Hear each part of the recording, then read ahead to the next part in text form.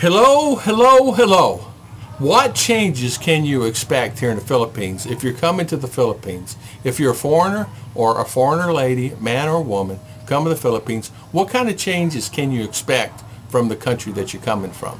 Most everybody already has some of these things in the countries. Some of the countries may not have these things, but I wrote down some things that you will find here in Philippines that may be different from the country you're coming from. They actually here they have water in a bucket, and they fill up the bucket with water. You take a shower with a bucket and a scoop. They have soaps and everything like that. So one of the things, there's about 12 things here, and I'll go through them real quick. There's 12 things or so. Let me count them. 1, 2, 3, 4, 5, 6, 7, 8, 9, 10, 11, 12, 13 things that are different here in the Philippines that you may not be used to, that you might need to get accustomed to. 14, I just thought of another one.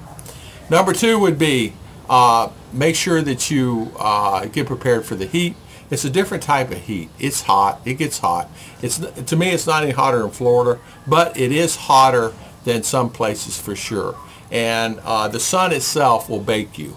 You can actually get in the sun. And they say, and I've been told this, I don't know, it's because we're close to the equator here, but it does get hot, and you're right in the sun, and if you get in the sun for a long time, you can get sunburned really fast. So please be careful with that.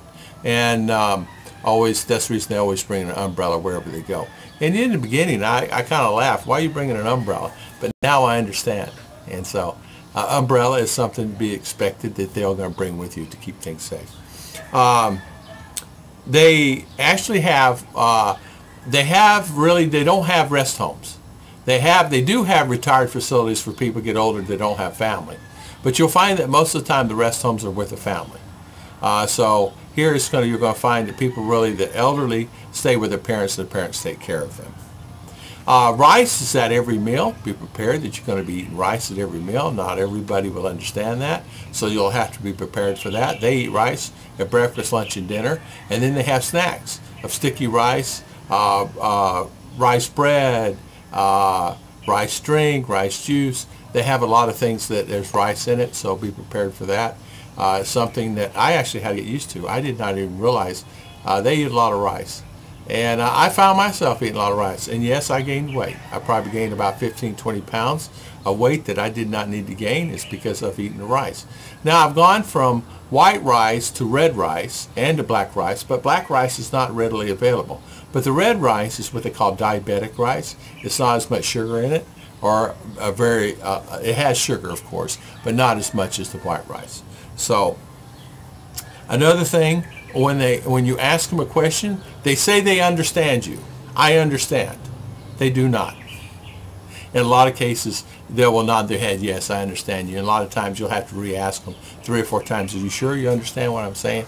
It could be a thing of, hey, I need this part, and they bring you something else. Or sir, sorry, out of stock. Oh, that's not the item I want, it's this item right here. So you have to ask them and make sure they understand it. We went to buy material for cloth, and I told the guy 3 times I want this cloth right here. So he grabs the cloth, there's 3 sections down, and gets that cloth. And Chicha says, what are you getting that for? That's like for drapes. I go, honey, I didn't. I asked for this one.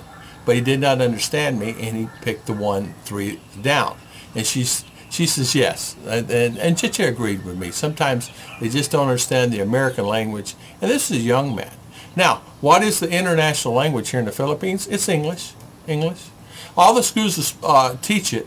All the schools are supposed to teach it. All the teachers are supposed to teach it. All the teachers are told to teach it. And all the teachers are supposed to be 100% English in all the classes. In other words, they should speak English, but a lot of them speak Visaya. But you'll be surprised, a lot of kids now are actually understanding and learning English. So wait about 5 years, 8 years from now, more and more people are speaking English. I don't have a problem.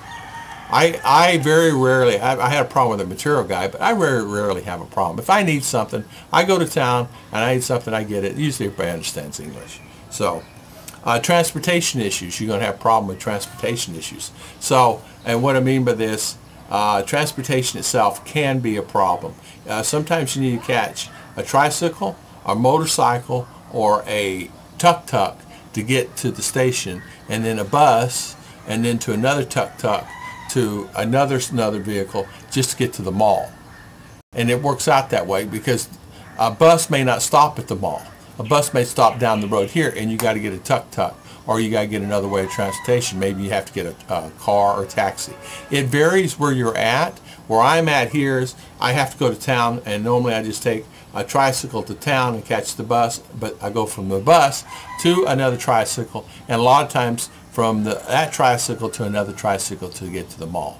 Now, we've actually recently talked to the drivers, can you please just drop us off at the mall? Let's just stop. And so now they're stopping. When they see me get on the bus, some of the drivers will know me, and they'll automatically stop at the mall now. Not just for me, but for other people. Instead of going from, because it's hard for me to get in those little tricycles, and it's hard for me to get in some of the tricycles. I literally have to crawl in. It's just my body style itself is longer than the door opening, or I'm wider than the door. And am I that big? Not really. I'm no bigger than a lot of Filipino. Filipino have a problem, and a lot of ladies have a problem getting in. Some of the elderly ladies have a problem getting in also. It's not just me. So another thing you got to think about here when you come to the Philippines, if they say they're going to be there at 8 in the morning, figure they're going to show up at 9 or 9:30. So don't get upset and be patient. If they say they're going to be there at 6 in the morning, expect them to show up at 9 or none at all. Or none at all. So you have to confirm things. You have to pick up the phone. You have to call them. You don't know how many times I call my internet guy and say, hey, I thought you said you're going to be here. Oh, yeah, we're going to be there this afternoon. Well, you said yesterday you're going to be here at 8 in the morning. And now I call them at 9:30. Yeah, we're going to be there this afternoon. And they show up at 4 o'clock, 4:30.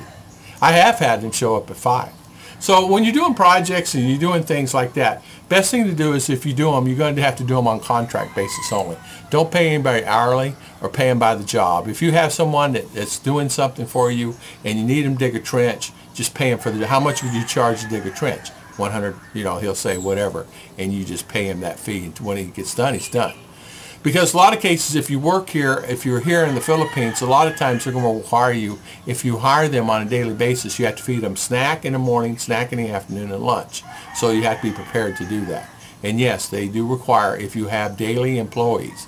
Now, contract workers, no. They're responsible for their own food, and they're responsible for their own workers. So very, very important that if you hire someone here, be prepared for that.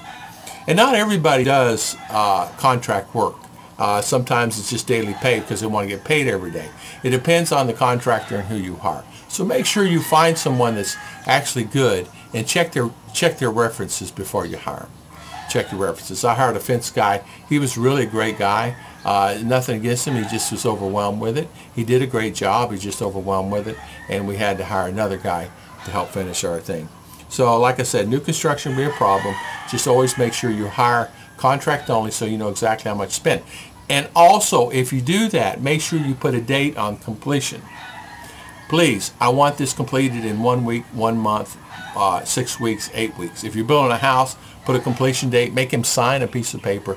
Even have an attorney sign it so you can actually have it. Because a lot of times what happens, we have Filipino here that's have houses across over here that they're still working on it, and it's 3 years. We have one right here, we have one over here, and one over here.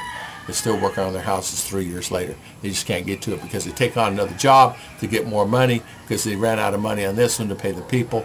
And so you guys see the format. Sometimes you need money, you get this money, you pay the people, you have to stop the project, get to one, you get the money. They start, don't finish that one, then they have this one, then all of a sudden they have one over here, they get the money here and they not finish this one, then they get the money here and not finish this one, this one, this one, this one. So it's just a process. So you just need to make sure that you put a completion date on it. Many children will want attention, and what I mean by that is they'll come up for money, they'll come up for donations, they'll come up and ask you for things. What you have to do is make your own decision whether or not you want to give them money. If you give one money, you got to give 10. If you get 10, you got to give 20. If you get 20, sometimes you got to give 30. So be prepared. Be careful on giving out money. Be careful of whipping out your wallet. Be careful of whipping out money out of one pocket. Make sure you have another pocket that has a little money in it. I'm going faster because there's so many things I want to talk about. I'm already at 9 minutes and 40 seconds. Hopefully. But anyway, so there you go. So keep a little money here, bigger money here, and bigger money somewhere else, maybe with your wife. So that way you can give them a little money if you want to give them. Give everybody you want to give. I'm just saying just be careful on who you give, because you'll have a lot of people from the mountains that come to your house and want to get money from you, and you'll have people who want to get money. Wash clothes by hand. They wash clothes by hand here. I can go on and on, but these are 14, 15 things. Wash clothes by hand. They wash clothes by hand here. I have a wash machine sitting right here. I don't know if you guys can see it, and Cheche uses it, but they still wash clothes by hand. They're not really into the technological things other than the gadgets with the phones and the TVs and things like that. They're really smart.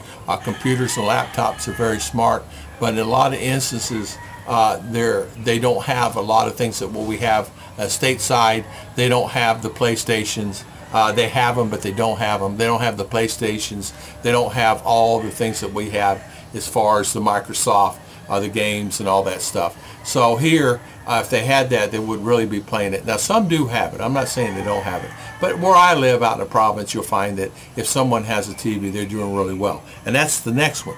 TV is something that not everybody will have. Fridge is something not everybody would have. You're going to find a lot of people still use the radio, and not everybody has a TV. Now, this I'm talking in the province where I live. And even I've been in Davao. Not everybody has a TV. I went to a friend's house in Davao. He didn't have a TV, and he was an engineer.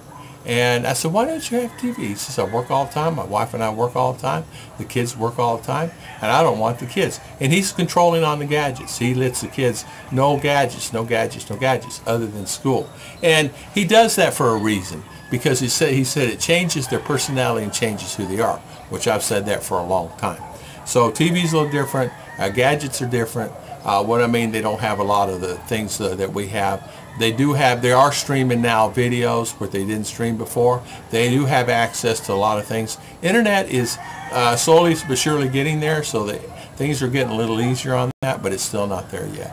I want to thank everybody for watching. So there was 14, 15 things or more there, and thank you so much, and have a good day.